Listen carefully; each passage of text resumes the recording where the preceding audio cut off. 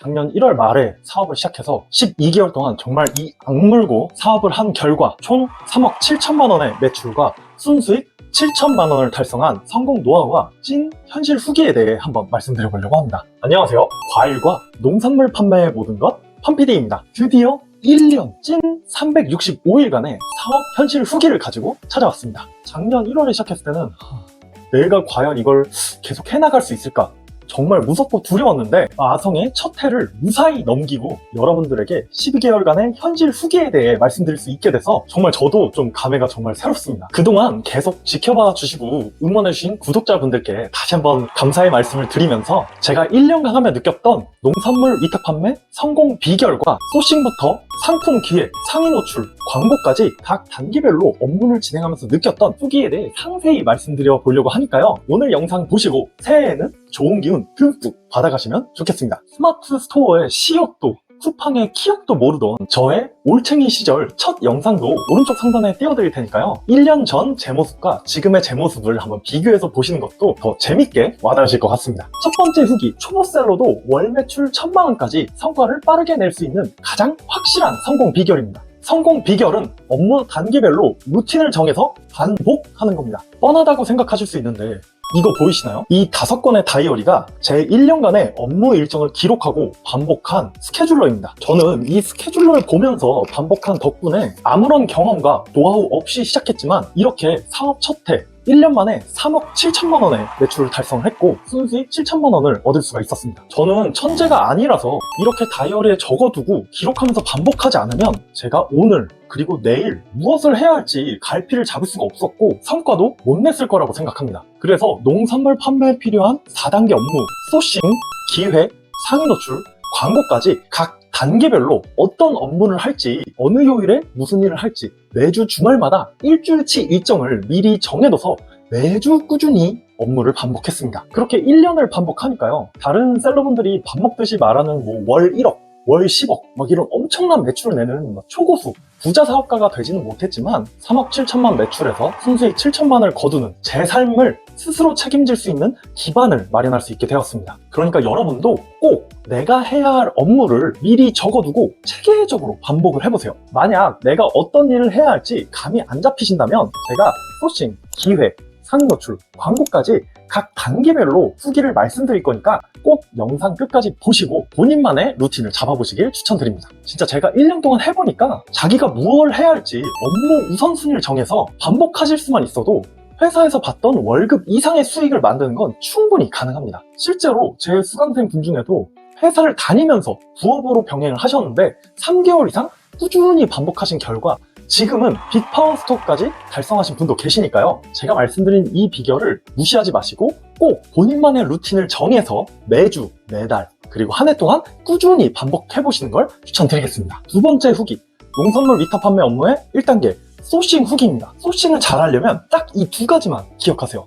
상품 분석과 B2B 도매처 활용입니다. 저는 이 두 가지를 잘 활용해서 1000만 원 이상 판매한 상품을 월별로 최소 2개 이상씩은 만들어냈습니다. 상품 분석의 경우 시기별로 어떤 상품이 잘 팔리고 누가 많이 찾는지를 분석을 해서 아이템을 소싱하는 건데요. 그냥 내 마음대로 마트에서 보이는 제철 과일을 그냥 소싱하는 게 아니고 팔릴 상품을 분석하는 게 중요합니다. 제가 한 개 상품으로 월 1000만 원 이상 매출을 뽑아냈던 상품은 단 한 개도 빠짐없이 이 데이터 분석, 상품 분석을 통해서 소싱한 상품이었습니다. 감으로 성공한 상품은 단 한 개도 없습니다. 잘 검색하고 팔리는 시기에 맞춰서 상품을 등록하고 판매했기 때문에 좋은 성과를 냈던 거고요.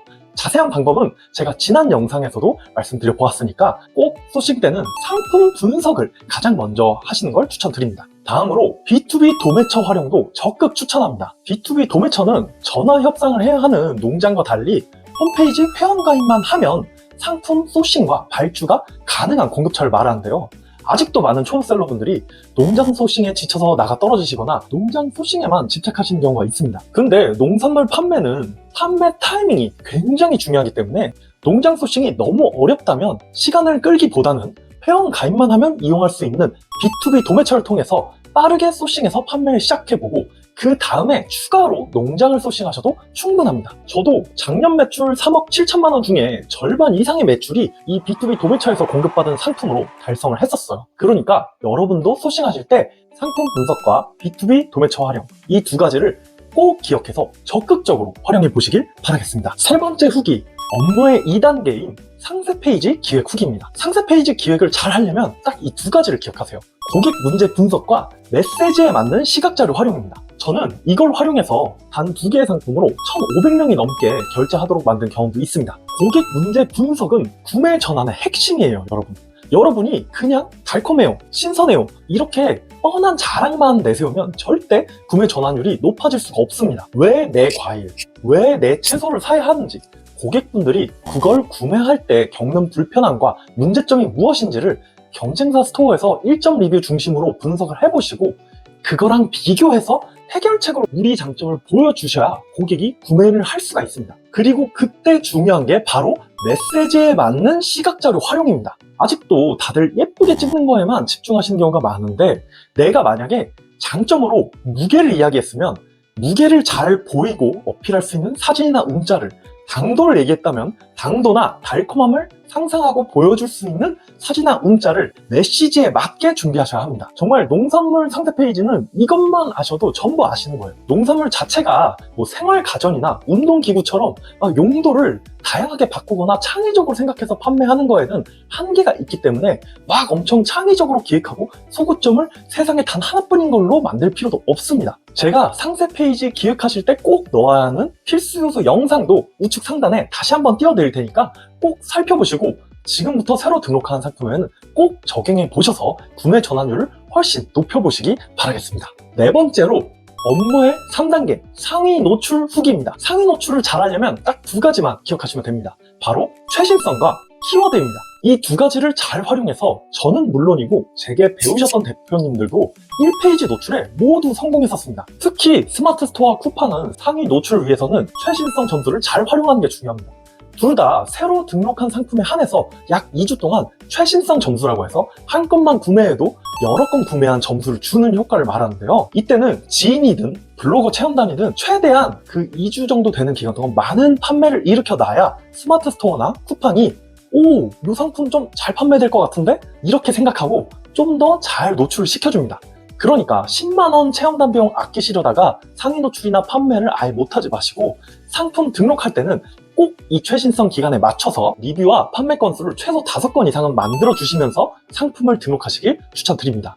그리고 키워드의 경우에는 네이버는 상품명, 쿠팡은 노출 상품명과 검색어 필터, 이걸 잘 입력하셔야 하는데요. 예를 들어 여러분이 귤을 판다고 해서 그냥 맛있는 제주감귤 이 정도로만 상품명을 짓거나 검색어 필터에 활용하면 노출이 잘 안 될 겁니다. 그래서 내가 판매하는 귤과 관련된 키워드, 뭐 귤이라고 예를 들면 조생, 극조생 감귤, 노지 감귤, 타이백 감귤, 이런 키워드들을 상품 분석할 때부터, 우리가 1단계에서 소싱할 때 상품 분석하잖아요.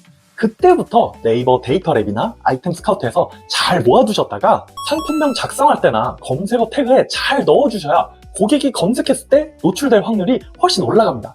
관련해서 제가 키워드 활용 방법 알려드리는 영상도 우측 상단에 띄워드릴 테니까 꼭 참고해서 적용해보세요. 5번째로 업무의 4단계 광고 후기입니다. 광고를 잘 하려면 딱 이 2가지 개념을 잘 기억해 주시면 됩니다. 바로 노출과 유입입니다.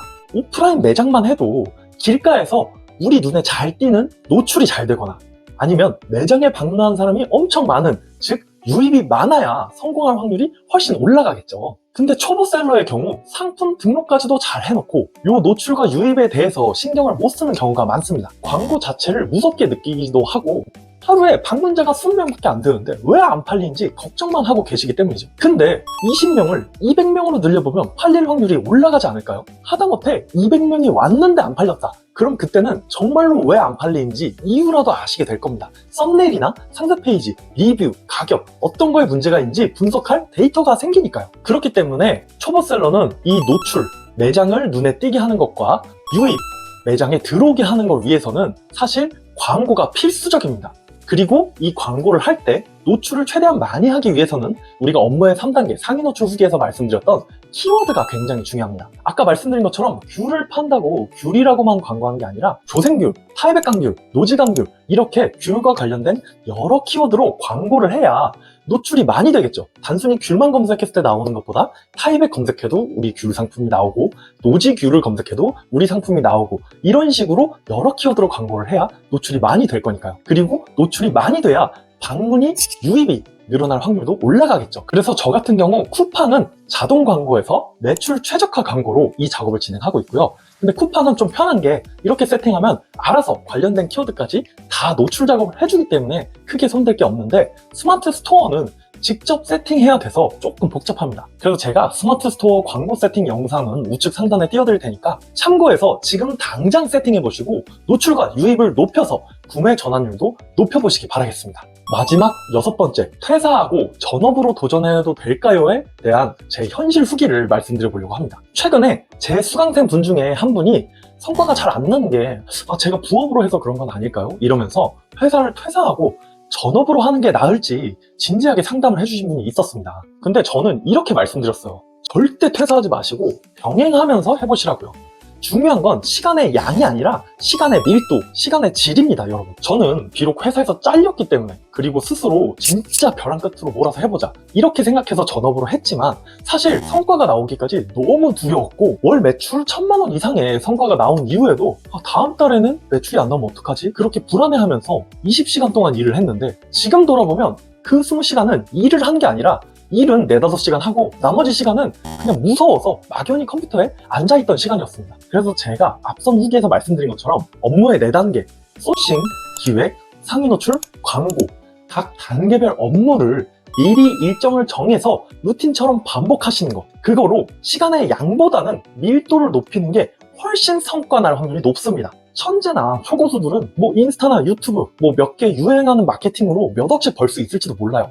근데 저나 여러분 같은 평범한 학생, 회사원 출신은 한 번에 대박을 내는 건 사실상 어렵다고 생각합니다. 그래서 오늘 말씀드린 이 단계별 사업 후기를 참고하셔서 본인에게 맞게 내가 오늘부터 어떤 일들을 할 건지 일주일 일정을 정리해보고 실천해보세요. 당장 소싱부터 할 거라면 지금이 2월이라고 가정했을 때 2월부터 준비해서 내가 2월 말 3월부터 팔 거라고 하면 3월, 4월 한 요 2달 동안 잘 팔리는 상품을 조사해서 소싱을 준비하시는 게 가장 좋겠죠. 그런 식으로 본인의 리듬에 맞게 일정을 짜보고 루틴을 짜보는 거예요. 그리고 퇴사하지 않아도 뭐 퇴학 같은 거 하지 않아도 당장에 너무 내 인생을 걸겠다 이런 각오보다는 오히려 내가 추가 수익 만들어 봐야지, 내가 한번 이쪽으로 내 성과를 만들어 보겠다 이런 여유로운 마음으로 시작하시는 게 오히려 더 좋은 성과를 만들 수 있습니다. 무조건 난 이거 아니면 죽어 이런 절박함만 있어서는 오히려 초조해지고 실수하고 빠른 성과가 안 나면 포기하기가 쉽습니다. 그러니까 너무 초조해 마시고 오늘 저의 1년간의 후기를 보시면서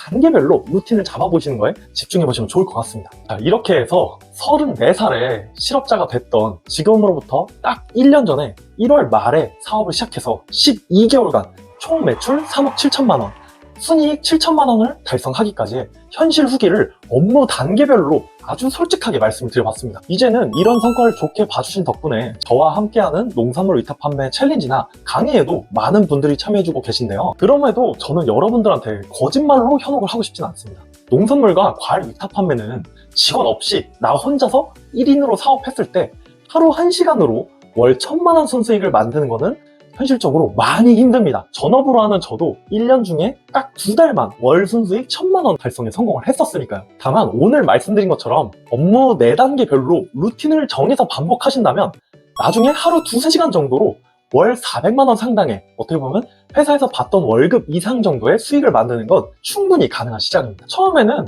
이 단계를 정할 줄도 모르고 루틴을 반복할 줄도 모르니까 하루에 12시간, 20시간씩 일했었지만 이제는 루틴을 정해서 1년 동안 반복하니까 사실 지금은 하루 2-3시간 정도, 기존 상품은 이미 잘 팔리고 있고 새로운 상품에 신경만 쓰면 돼서 시간이 훨씬 여유로워졌습니다. 그러니까 성공파리 영상이나 동기부여 영상 때문에 막 나만 늦은 거 아니야?